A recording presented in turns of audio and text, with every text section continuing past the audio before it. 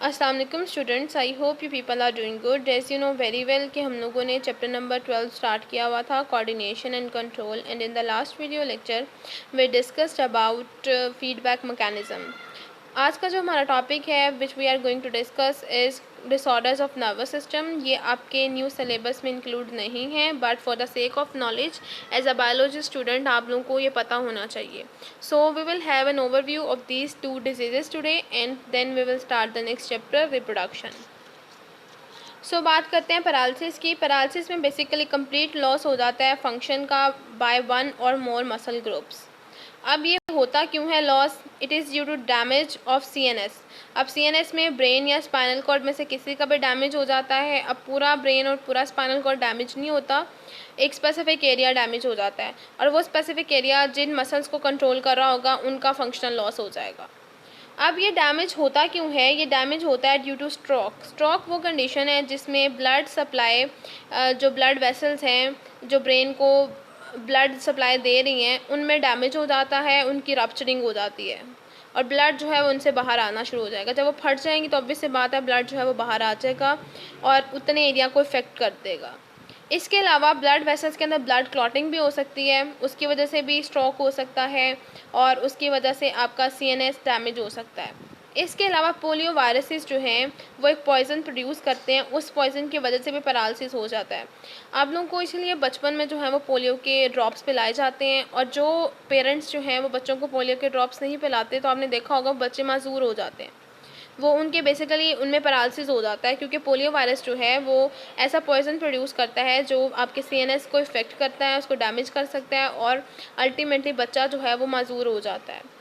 अब पेशेंट्स जो हैं उनमें वीक पैरालिसिस हो सकता है थ्रू आउट हिज बॉडी, ठीक है, या फिर एक साइड का पैरालिसिस हो सकता है, या फिर चारों लिम्स का हो सकता है। चारों एक्सट्रीमिटीज़ हैं, चारों लिम्स हैं, यानी कि आपके दोनों आर्म्स हो गए, दोनों लेग्स हो गए, इनका पैरालिसिस भी हो सकता है।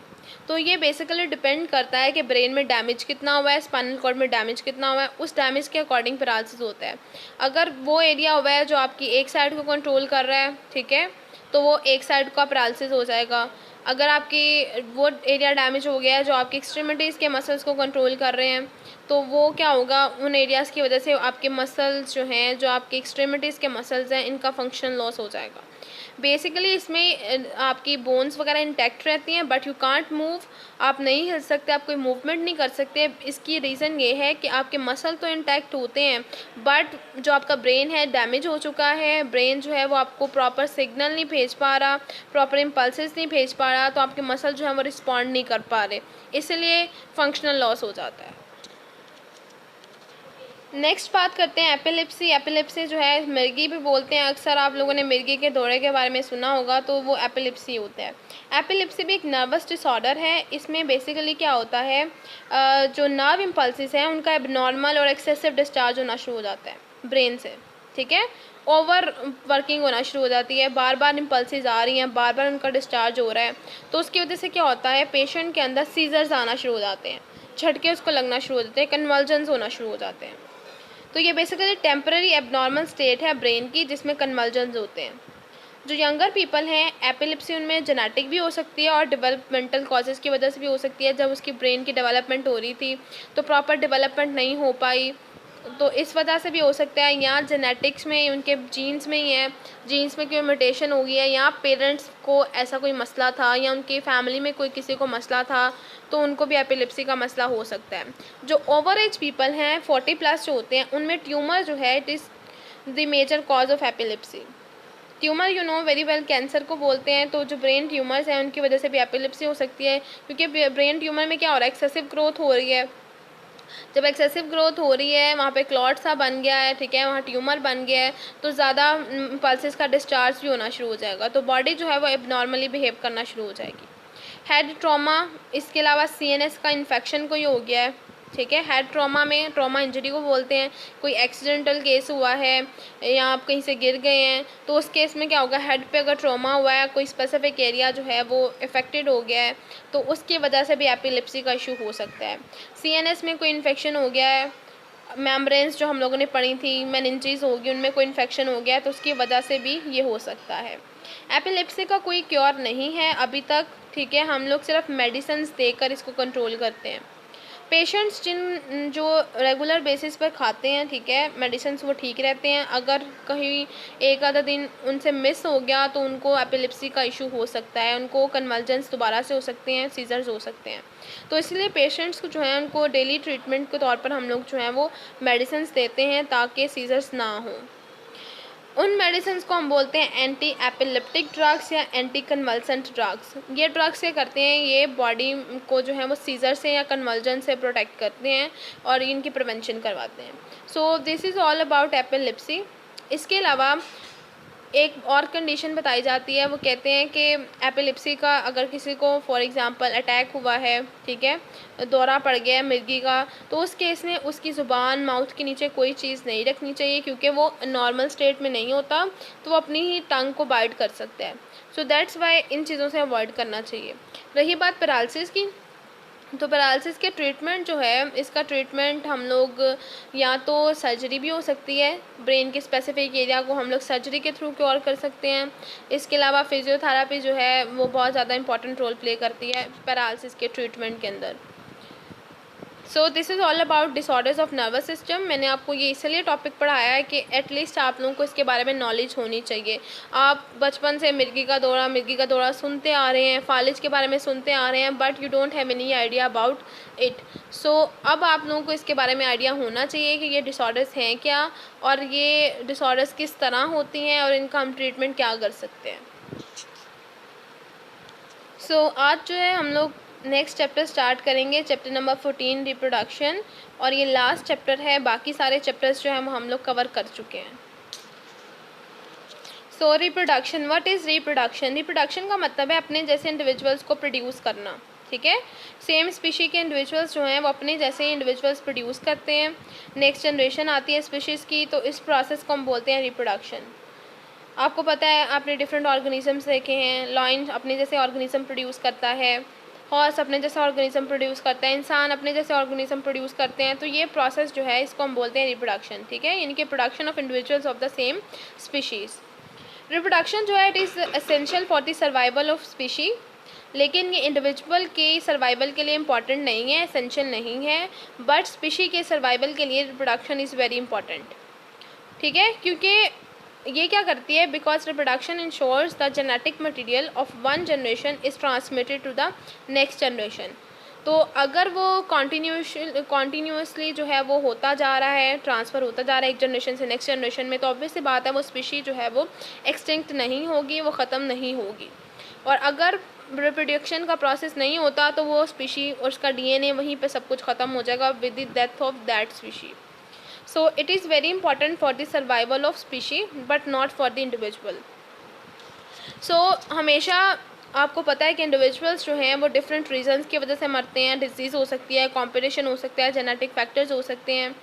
अपनी रिप्रोडक्टिव एज में पहुंचने से पहले वो किसी भी वजह से मर सकते हैं।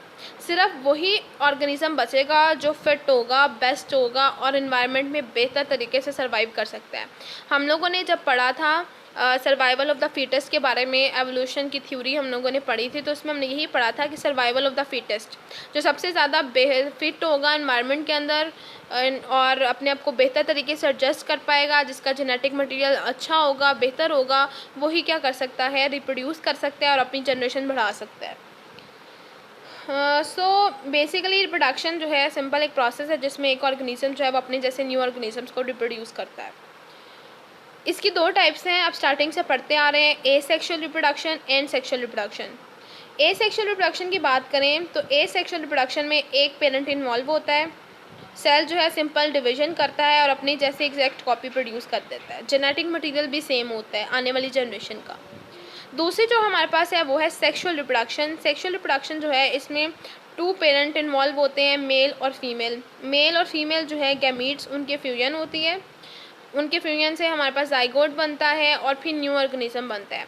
और आने वाली जनरेशन जो है उसमें जो है बेसिकली जेनेटिक मटेरियल जो है वो सेम नहीं होता, उसमें वेरिएशंस पाई जाती हैं और वो बेहतर होता है अपने पेरेंट्स से। और ऐसा इसलिए होता है क्योंकि क्रॉसिंग ओवर का प्रोसेस होता है और इन्वायरमेंट में बेहतर तरीके से आने वाला ऑर्गेनिज्म सर्वाइव कर पाता है। सो नेक्स्ट टॉपिक है हमारा methods of asexual reproduction. Asexual reproduction में आपको पता है कि फ्यूजन ऑफ गेमेट्स का कोई प्रोसेस नहीं होता, एक ही पेरेंट होता है और वही अपने जैसे इंडिविजुअल्स को प्रोड्यूस करता है जो कि जेनेटिकली आइडेंटिकल होते हैं अपने पेरेंट्स से, यानी कि बिल्कुल एग्जैक्ट कॉपी होते हैं।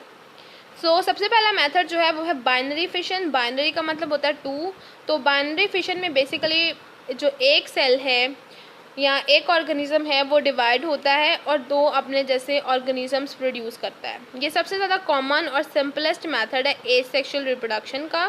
ज़्यादातर जो प्रोकैरियोट्स हैं, बैक्टीरियाज वगैरह, कुछ यूनिसेलुलर यूकैरियोट्स हैं, प्रोटोजोआ वगैरह, कुछ इनवर्टिब्रेट्स हैं, उनमें बाइनरी फिशन का प्रोसेस होता है और वो इसके थ्रू रिप्रोडक्शन करते हैं।